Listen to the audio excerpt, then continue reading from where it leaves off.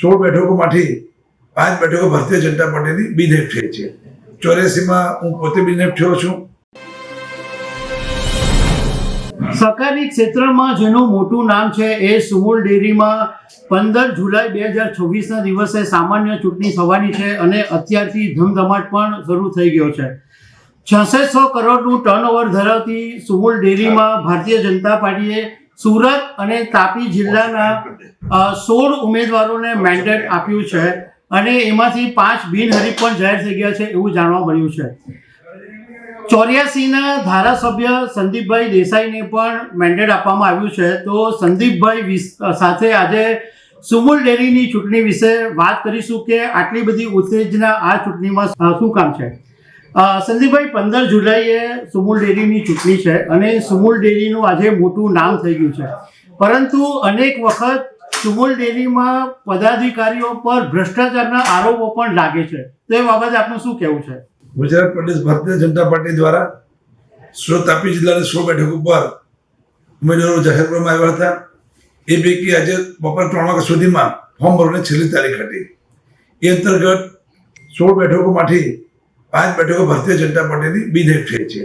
84માં હું પોતે બિનહરીફ થયો છું. કામરેજમાં બળવંતભાઈ, બારડોલીમાં અજીતભાઈ, મંગરોળમાં રાજુભાઈ અને પરશુરામ ભરતસિંહભાઈ એમ આજે ફોર્મ ભરવાના છેલ્લા દિવસે 16માંથી 5 બેઠકો પર એક ફોર્મ આવવાના કારણે એ બેઠકો હવે પછી બિનહરીફ ગણાવવાની છે. હજુ 27મી તારીખે ફોર્મ ચકાસે છે. ત્યારબાદ 4મી તારીખે ફાઇનલ ચિત્ર નક્કી થવાનું છે અને બાકીની જે 11 બેઠકો છે એમાં 3-4 બેઠકો બિનહરીફ થવાની શક્યતા છે.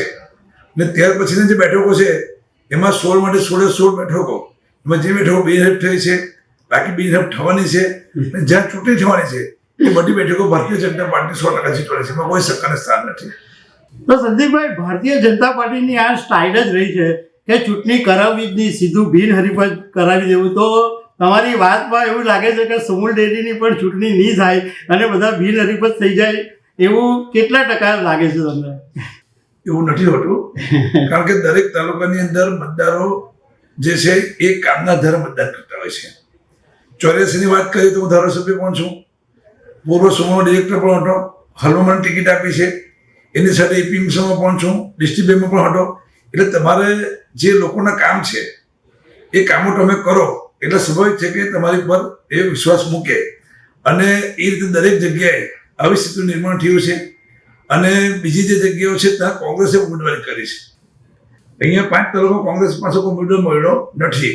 ના એ જ બતાવે છે કે ભારતીય જનતા પાર્ટીનું જે કામ કરવાની પદ્ધતિ છે અને જે કાર્યકર્તા છે, ખાસ કરીને પશુપાલકો માટે જે સરકાર કામ કરે છે.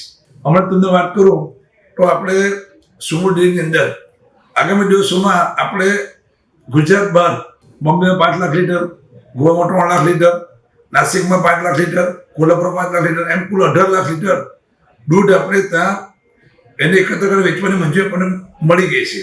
તો સુમુલ ડેરી પ્લાન જમીન લેવાની છે, પ્લાન નાખવાની છે. એટલે અહીંયા સુરત સિવાય બીજા 4 પ્લાનો જો આપણે સુમુલ ડેરી કરવાની છે, એમાં સરકાર પણ સહાય કરવાની છે. સરકાર ભારતીય જનતા પાર્ટી હોવાને કારણે જમીનથી મને બીજા બધા પણ જે નાના મોટા મુદ્દાઓ છે ઝડપથી પતી જાય. એટલે એ જે મહારાષ્ટ્રની અંદર જે કે ગોવામાં જે પ્લાન્ટ થવાના છે એમાં પણ 2 પૈસા મળી લાભ પણ મળવાનો, પશુપાલકોને મળવાનો. એટલે સરકારને કારણે પણ આ સહકારી સંસ્થામાં જે ભારતીય જનતા પાર્ટીનું શાસન છે એટલે પશુપાલકોને પણ એક આશા છે કે ભાઈ અહીંયા ભારતીય જનતા પાર્ટીના શાસનમાં લોકો બેઠા છે. કેન્દ્ર સરકાર, રાજ્ય સરકાર ભારતીય જનતા પાર્ટી છે એટલે એમને જે સબસિડી માટે હોય, વિકાસના કામો હોય એ ઝડપથી ગ્રાન્ટ મળે એના માટે પણ આ ચૂંટણીમાં મતદારો ભાજપની સાથે છે.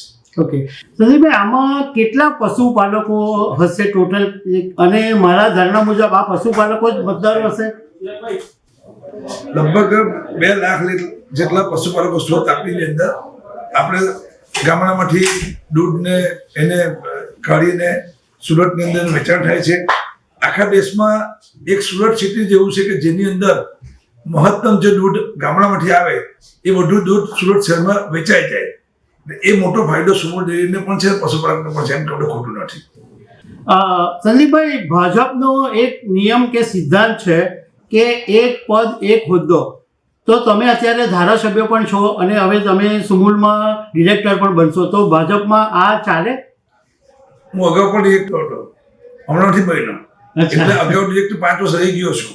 અચ્છા અને હાલમાં હું ફરી મને પાર્ટી ટિકિટ આપી ઉડીને થયો છું. અચ્છા. પણ પાર્ટીમાં કામ કરવાની ક્ષમતા હોય એટલે પાર્ટી એવા કાર્યકર્તાને તક આપે છે.